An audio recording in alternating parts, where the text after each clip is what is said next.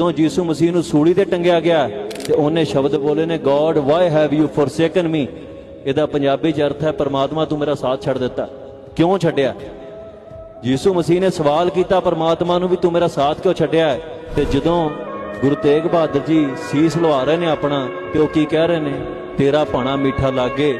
ਗੁਰੂ ਅਰਜਨ ਪਾਤਸ਼ਾਹ ਜੀ ਤਤੀ ਤਵੀ ਤੇ ਬੈਠ ਕੇ ਬਾਣੀ ਦਾ ਉਚਾਰਨ ਕਰ ਰਹੇ ਨੇ, ਗੁਰੂ ਦਾ ਸ਼ੁਕਰਾਨਾ ਕਰ ਰਹੇ ਨੇ। ਗੁਰੂਆਂ ਦੇ ਮਲਾਂਕਣ ਮੈਂ ਕਰਦਾ ਹੀ ਨਹੀਂ।